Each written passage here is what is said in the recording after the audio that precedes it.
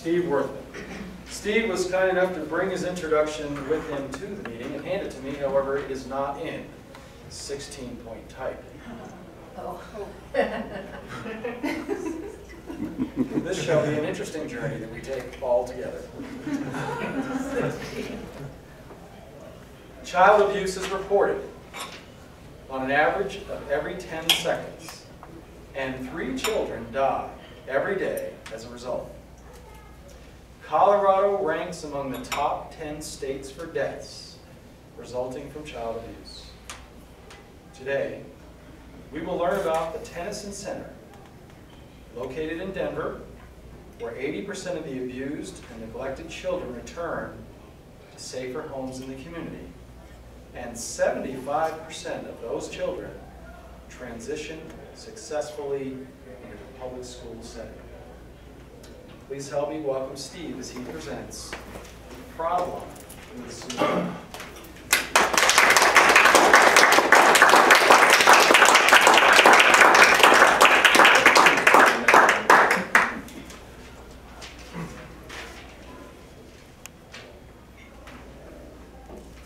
Thank you. Now, do those statistics bother you? Well, let me give you some more. Last year, according to the Child Welfare Service for Colorado's Children, Colorado had 71,340 total referrals for child abuse and neglect. Of those, 33,978 reports were referred for investigation. And in 2011, 7,696 children were substantiated as abused or neglected. Now, these children experience multiple forms of mistreatment. 78% were neglected, 15% were physically abused, and 10% were sexually abused. I went up to the Tennyson Center, which is located near 29th and Federal Boulevard, on Tuesday, because I wanted to learn more about their recovery system of these abused and neglected children. I spoke with Katie Bricker. She has the distinguished title of Director of Strategic Initiative.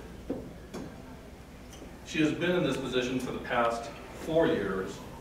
Prior to that, she was a volunteer at the institution. And she told me what they are trying to install in the children is a place of consistency, structure, and nurturing.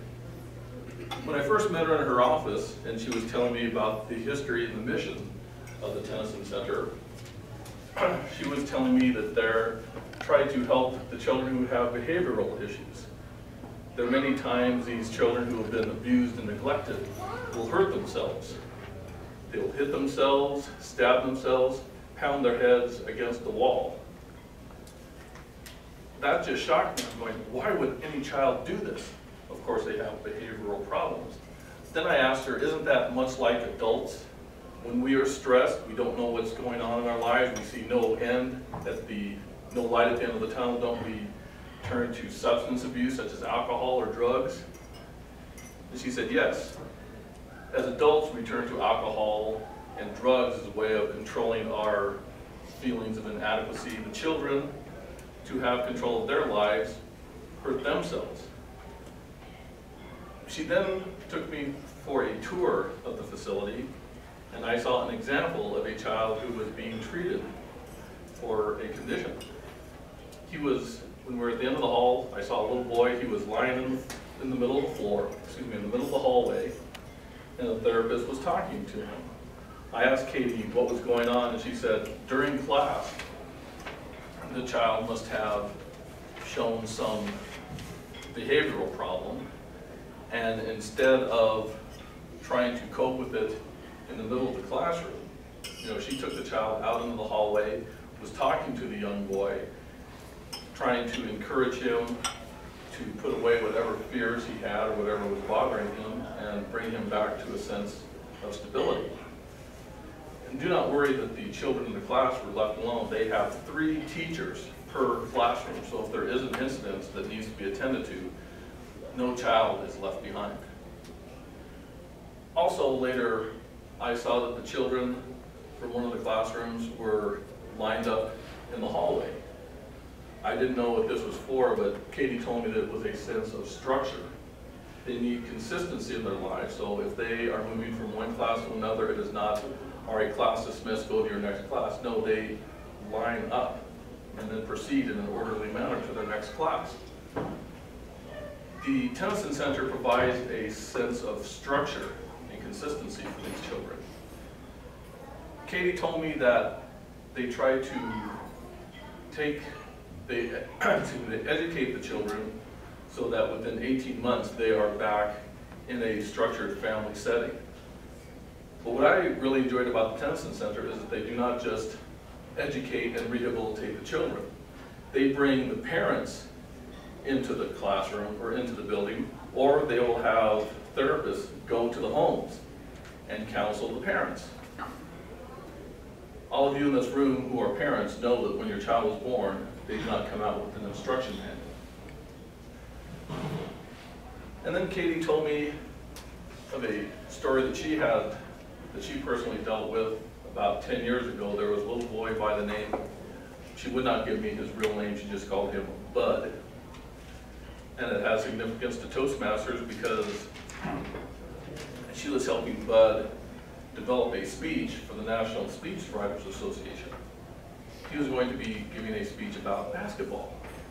Well, somewhere during the course of their conversation, she mentioned jail, and he just froze. He shut down. Jennifer at that time, Katie at that time was just a volunteer, and she kept prodding on, well, what's wrong? And he just continued to shut off. She was frustrated. She went to the therapist later in the day and she said, hey, I asked Bud about, I mentioned the word jail and he just shut down. Lost eye contact, was totally disinterested in the speech. I lost contact. What can I do? She was pulling her hair out. The therapist said that little Bud has an aversion to jail because members of his family, parents, aunts, uncles, cousins, close family friends, have all spent time in jail. Once Katie learned about that and she spoke to the therapist on how to best treat Bud, she went back the next time that she met with Bud. She was asking him questions about basketball. He is a very artistic young boy. He likes to be the center of attention. Well, she was asking him questions. He was down on the floor, no eye contact. She was typing on the screen, and she was asking him questions about the basketball, just confirming the information. And she also said, I'm sorry. Those two words, I'm sorry, had a big impact on Bud. Before the end of their meeting, Bud had eye contact. He stood up, went behind her, hugged, and he said, I'm sorry too. Well, the thing I like about the Tennyson Center is that they do not just take these children and, let's just put them in a foster home. Children who are at the Tennyson Center have been through 6 foster homes. So they have no sense of family, no sense of consistency. So I love the Tennyson Center because they are bringing those crucial elements back into the lives of the children, and they are also rehabilitating the parents so that 80% of those who do come to the Tennyson Center one day will be able to go back and have a strong family life. Thank you.